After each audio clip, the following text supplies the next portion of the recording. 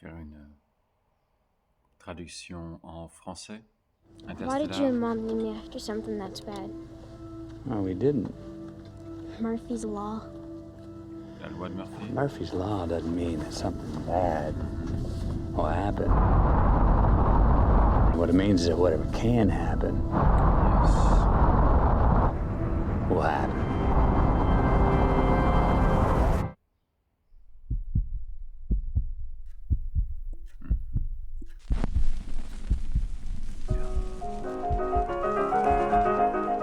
The science fiction genre has captivated audiences since the dawn of cinema over a century ago.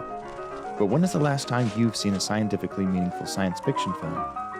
Hundreds of millions go into movie budgets all the time, and frequently, the closest they get to anything scientifically legible is something akin to... There are over 400 stars in our galaxy. Notice, straight above you, the Hammer of Jeff. Yes. The lines between science fantasy and science fiction are all too often blurred. But the perfect marriage of science and spectacle, one that even furthers the advancement of scientific knowledge, can be found in Christopher Nolan's 2014 sci-fi epic, Interstellar. All engines look good. Beginning roll program. A foundational reason for the scientific faithfulness of Interstellar has to do with the fact that an executive producer of this film was Caltech Professor Emeritus of Theoretical Physics, Kip Thorne.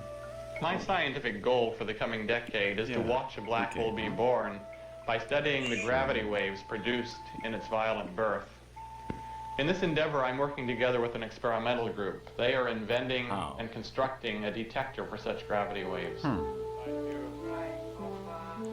The observational data from the galaxy M87 suggests that there's a gigantic black hole down in its center.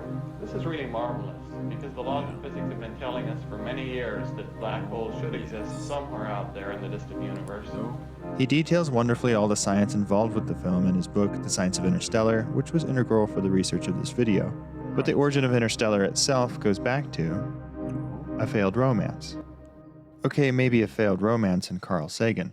In 1979, Carl Sagan called up his friend Kip Thorne and set him up on a blind date with an aspiring film producer, Linda Obst. Carl Sagan, the astrophysicist, a close friend of mine, called me up and said, I want to set you up on a blind date with Linda Obst. She's out here trying to make movies, and she'd like to have a blind date with you. So, well, the romance didn't really go anywhere, but we became close friends. It's probably great because we've remained partners and best friends ever since. And many, many, many, many years later, Linda called me up. During one of those wait when nothing's happening periods in my career. Yeah. And Kip and I had dinner, which we often do. And I said, I'm so bored. I could, I just can't find one fun movie. And she said, would you like to brainstorm with me for a science fiction movie? And I thought for a few milliseconds, and I said, sure, let's do it. She wanted to collaborate on a movie concept, one that would involve all sorts of ideas like fifth dimensions, black holes, wormholes, and so much more. And I said, Kip, tell me, he was working on gravitational waves on LIGO. And I said, if you ever found something on LIGO, what would be the most astonishing? Astonishing, yeah.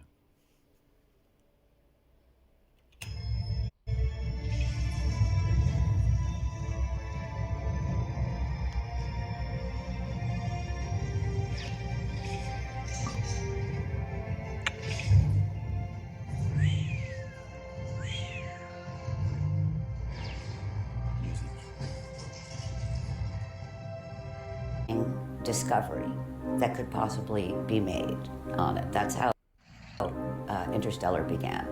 They both agreed this couldn't just be a vaguely science-flavored flick, and they were both compelled by the idea that through the lens of wonder, spectacle, and story, moviegoers and future generations could be inspired to scientific learning and future discovery.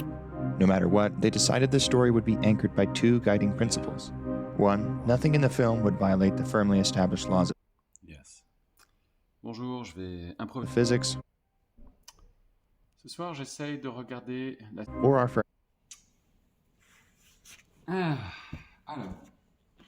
firmly established knowledge of the universe. And two, Speculation about ill-understood physical laws and the universe will spring from real science, from ideas that at least some respectable scientists regard as possible. These rules already separate this film from most other science fiction films out there. But in order to fulfill this vision, they would need everyone, directors, screenwriters, and producers, to be on board with this vision of respect for science.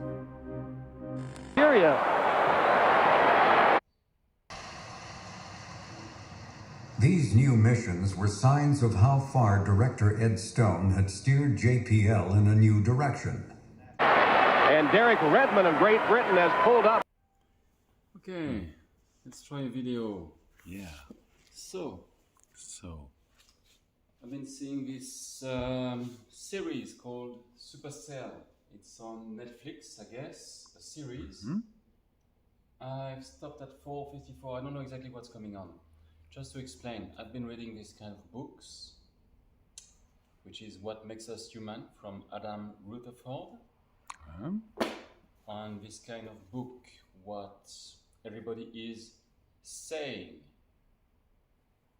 I've been reading a lot of books and I've been having a lot of training in a lot of fields. So, what I want to illustrate is how one can use what is called a third eye, or, as one may think about it, a consciousness that is also conscious of other people. Let's try. You're welcome. Welcome. Cool. Body language. So, check.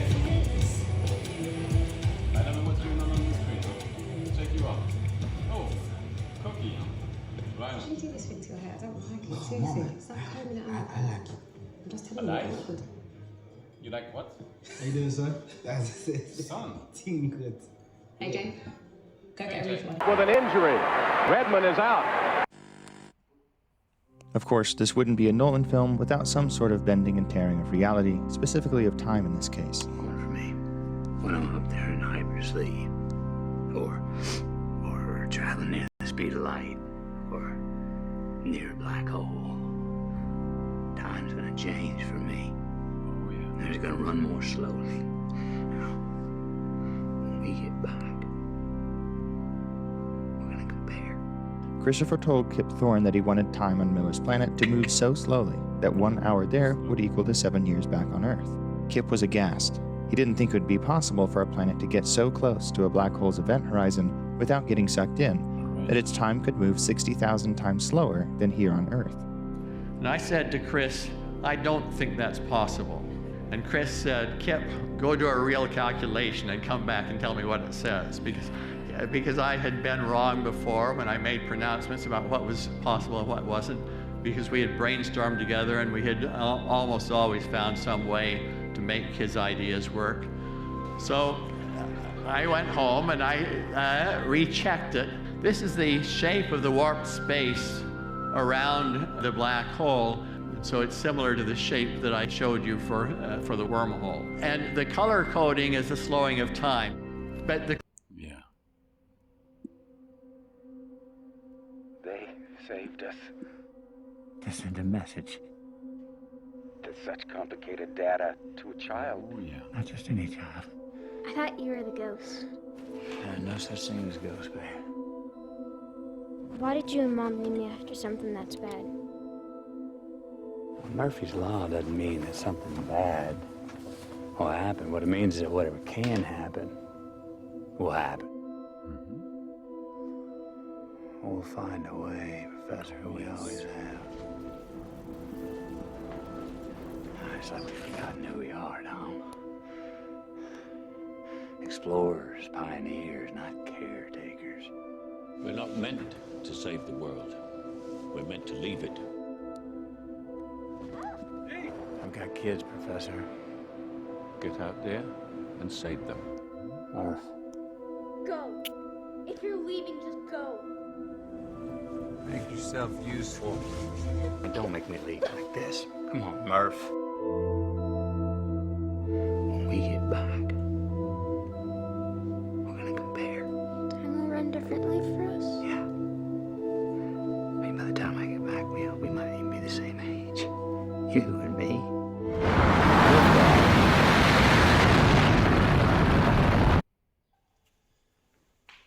On va essayer quelque chose. Ghost in the Shell.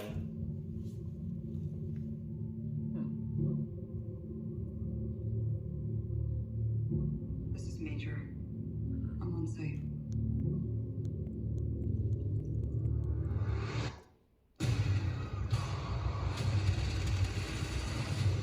I'm going in.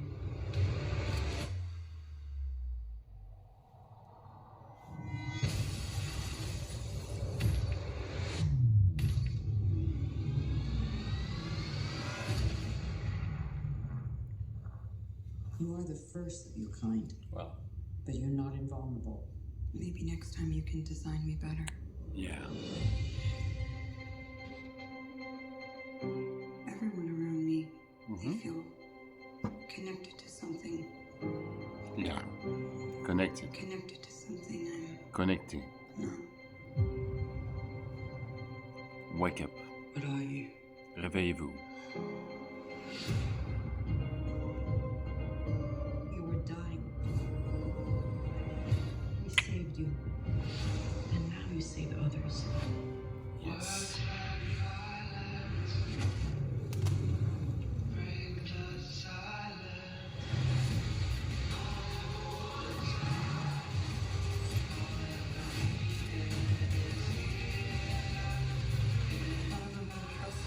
Trust me, Oh yes. I know I have a past. Oh yeah. I'll find out who I was.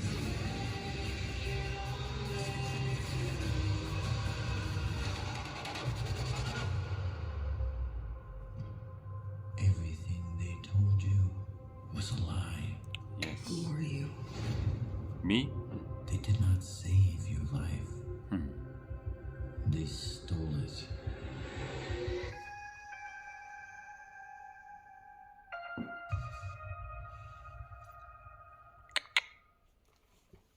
Thank you, Major. I know. I know. On va essayer quelque chose. Autre chose? Ghost in the Shell.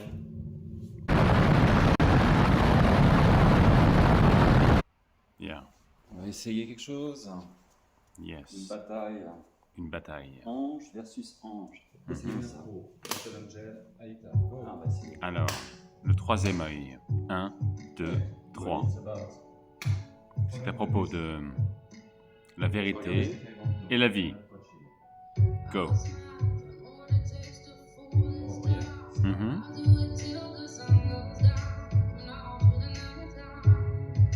Oh yeah.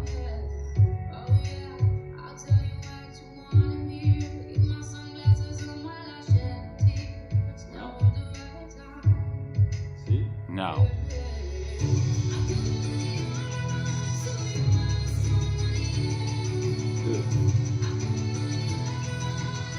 One, two, three.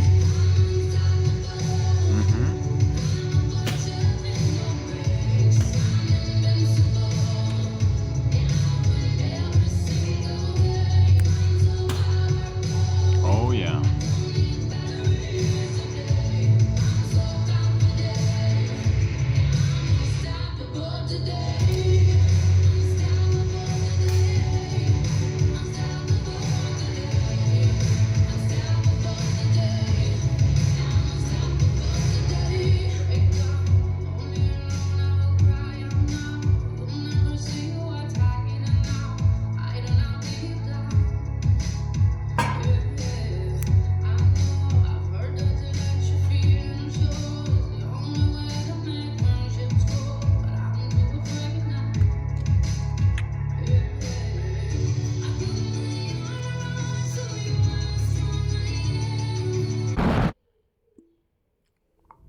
Yep. We're going to be spending a lot of time together. We should learn to talk. Yes. And we're not to. Just being honest. Yeah, I'm sure you are. Guitars, what's your honesty parameter? 90%. Okay. Cool. 90% it is, Dr. Brand. Yes. Millimeters of aluminum, that's it, and then nothing. Oh, yeah. Out there for millions of miles. Won't kill us in seconds. Entanglement. causalité.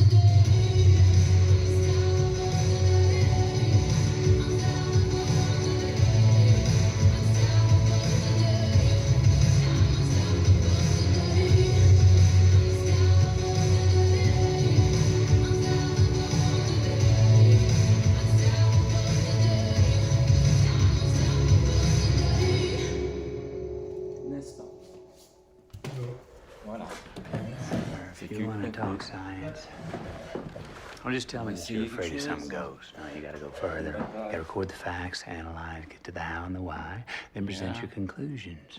Sure. Deal? Deal. Deal. My daughter was 10 years old. Couldn't teach her Einstein's theories before I left. Couldn't you have told her you were going to save the world? No. When you become a parent, one thing comes really clear. Yes. Got the basic layout. Bookstore, Good. cafe, almost everything else is here too. Who are the Right. people? Projections of my subconscious. Yours? Yes. Remember, you are the dreamer. You build this world. I am the subject. My mind populates it. You can literally talk to my subconscious. That's one of the ways we extract information from the subject. How else do you do Yeah. it?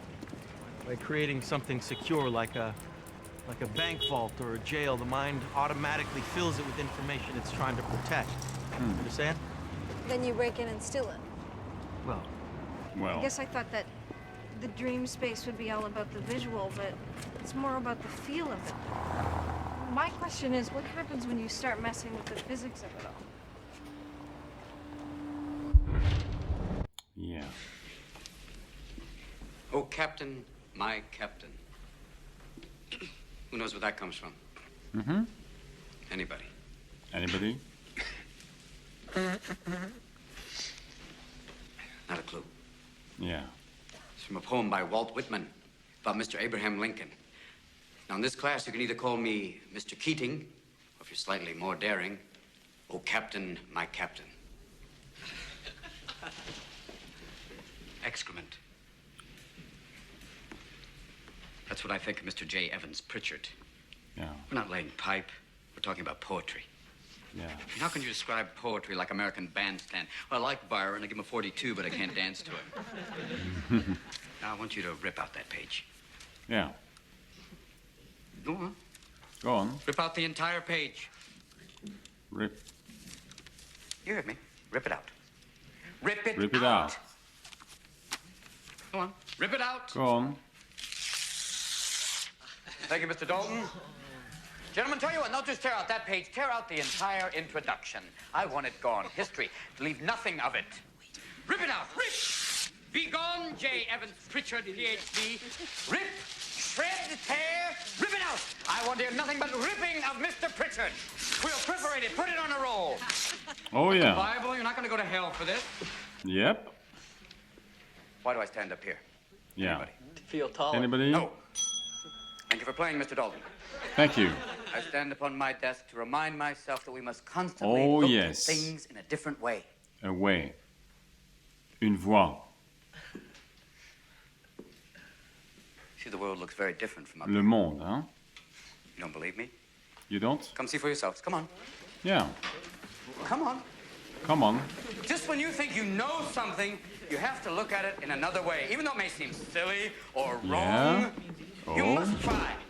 Now, when you read, Now. don't just consider what the author thinks. Consider what you think. Oh, yes. Boys, you must strive to find your own voice. Because the longer you wait to begin, the less likely you are to find it at all. You know what to do, Pitts!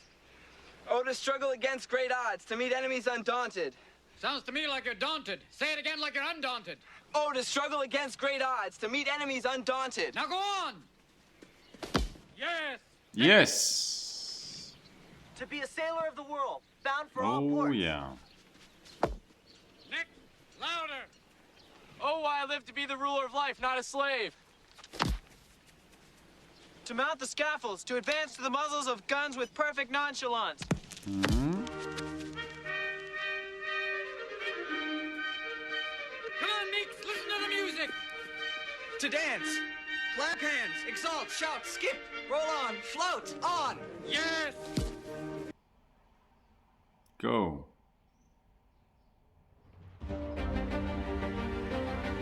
Welcome, Mind Explorers. Oh, yeah. Have you ever imagined a world where the boundaries of knowledge collapse and imagination reigns? Yeah. It isn't limited to moments of meditation or inquiry. Oh, yes. It permeates everyday life. Yes, it does. Whether washing dishes, stuck in traffic, or having a heartfelt Sure. conversation, you come to rest in the silent witnessing of what is.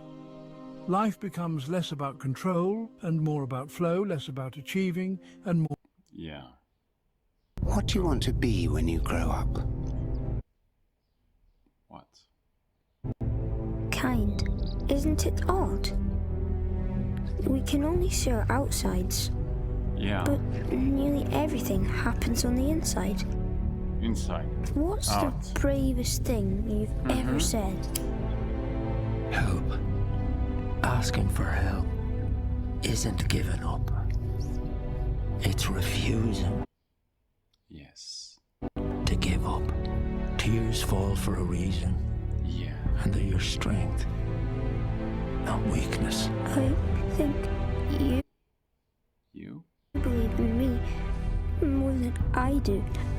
Life is difficult. I've discovered this. You are loved and important. And you bring to this world things that no one else can. So hold on. Hold on.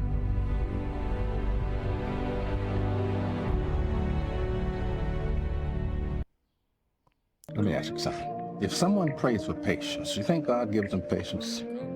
Or does he give them the opportunity to be patient? Yeah. If they prayed for courage, does God give them courage, or does he give them opportunities to be courageous? Mm-hmm.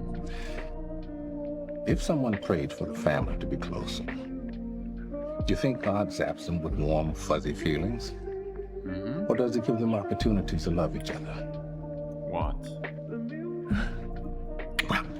I gotta run. A lot of people to serve. Oh, yeah. Let me ask you.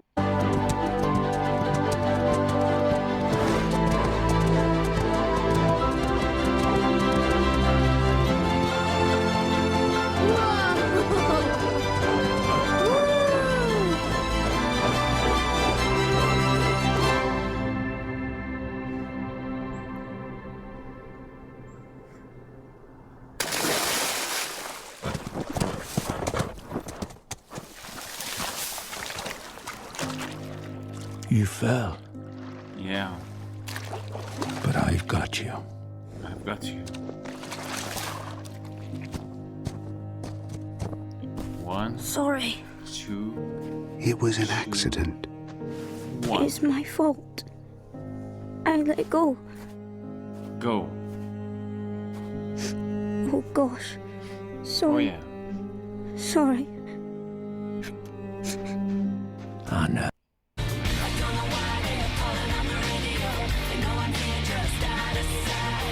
Don't know why they are calling on the radio. It's by my side of the night. If we left right now, it would... If I tell... I'm gonna pull this. It's not easy for me to... This is what happens in... They're at... Hear that scene from Interstellar from Matthew...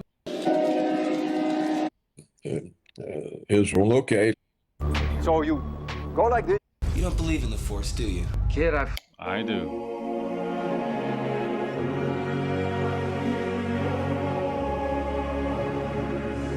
You've seen the DreamWorks animation logo, right? Yeah. Forgiving people in silence and choosing never to talk to them again.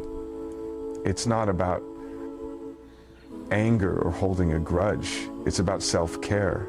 It's about letting go of the weight they left behind without reopening the door to more pain. Forgiveness doesn't mean forgetting. It means choosing peace for yourself. Pour soi. Anakin. Anakin's gone. I am what remains. I'm sorry, Anakin. I am not your failure, Obi-Wan. You didn't kill Anakin Skywalker. I did. The same way, I will destroy you. This animation zooms out by a factor of 10 every 3 seconds. Yes. It was made by my collaborator Paul Danstep as part of a pair of videos on how we know the distances to various objects in the cosmos. And on the one hand, I think it does it very well. One hand. Notice, for example, how as we depart the solar system, we pass through these many seemingly blank orders of magnitude before we even see the first star. La première étoile. Now, on the other hand, I think these kinds of powers of 10 zoom-outs can risk underselling the true scale of the universe. If you think about it, the implied camera position is moving just so much faster than the cosmic speed limit, the speed of light. And it makes the distant objects, like other galaxies, feel almost... La vitesse de la lumière. La vitesse de la causalité. Bonne journée. Ciao. Bye bye.